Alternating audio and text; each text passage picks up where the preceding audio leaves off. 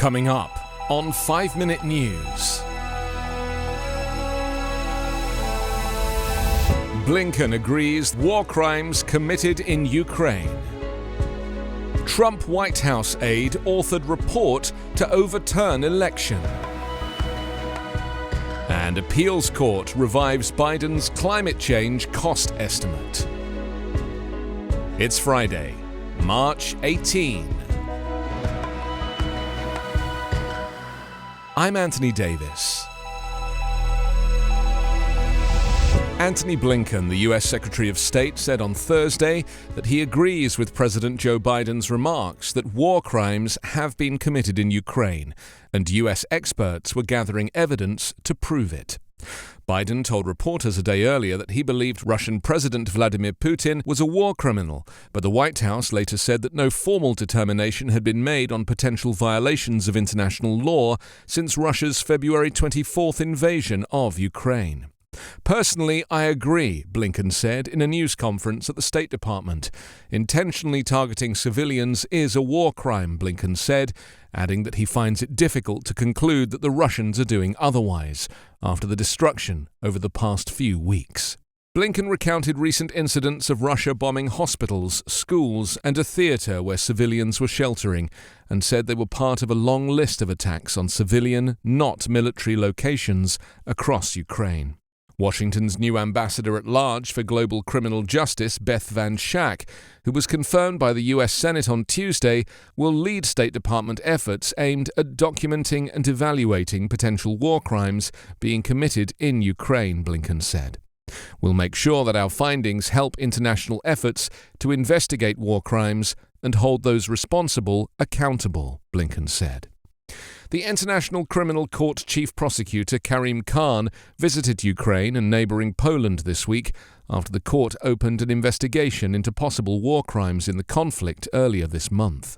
Russia has now also been accused by the UK, France, Albania, Ireland and Norway of war crimes in Ukraine, as Paris claimed Vladimir Putin was only pretending to be interested in negotiating a peace deal.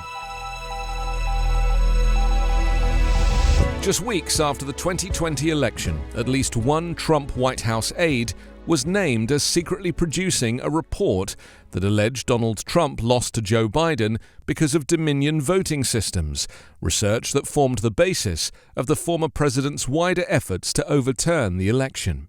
The unfounded report, subtitled Overview 12-220, History, Executives, Vote Manipulation Ability and Design, Foreign Ties, was initially prepared so that it could be sent to legislatures in states where the Trump White House was trying to have Biden's win reversed. But top Trump officials would also use the research that stemmed from the White House aide-produced report to weigh other options to return Trump to the presidency, including having the former president sign off on executive orders to authorize sweeping emergency powers. The previously unreported involvement of the Trump White House aide in the preparation of the Dominion report raises the extraordinary situation of at least one administration official being among the original sources of Trump's effort to overturn the 2020 election. The Dominion report was in fact produced by the senior Trump White House policy aide Joanna Miller, according to the original version of the document reviewed by The Guardian newspaper. The original version named Miller, who worked for the senior Trump advisor Peter Navarro, as the author on the cover page. Miller's authorship of the Dominion report was not the last time the Trump White House or individuals in the administration prepared materials to advance the former president's false claims about a stolen election and illegal efforts to return him to office. The House Select Committee investigating the January 6 Capitol attack revealed last year it had found evidence the White House Communications Agency produced a letter for the Trump Justice Department official Jeffrey Clark to use to pressure states to decertify Biden's election win. A federal appeals court has revived a Biden administration effort to account for potential damage from greenhouse gas emissions when creating rules for polluting industries. A Louisiana-based federal judge had blocked the so-called social cost of carbon policy last month, saying it would bring costly regulatory burdens and drive up energy prices. But a panel of 3 Fifth U.S. Circuit Court of Appeals judges in New Orleans unanimously stayed the lower court in a ruling dated Wednesday, meaning the administration can continue using the policy while the case goes on. The panel said any regulatory burdens the policy might bring are speculative at this point, and that Louisiana and other states challenging the policy, therefore, had no standing to sue. The social cost of carbon attempts to put a dollar value on damage caused by every additional ton of greenhouse gas emitted into the atmosphere. That cost estimate would be used to shape future rules for oil and gas drilling, automobiles and other industries, and a higher estimate could justify more stringent rules.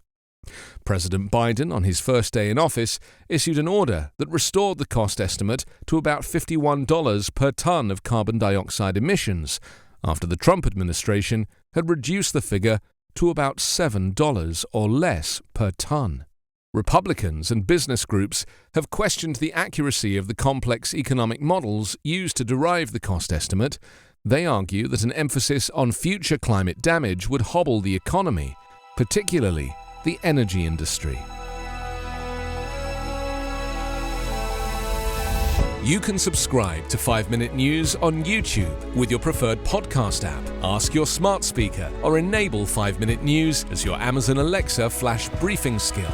Subscribe, rate and review online at 5minute.news. 5-Minute News is an Evergreen podcast covering politics, inequality, health and climate, delivering independent, unbiased and essential world news daily.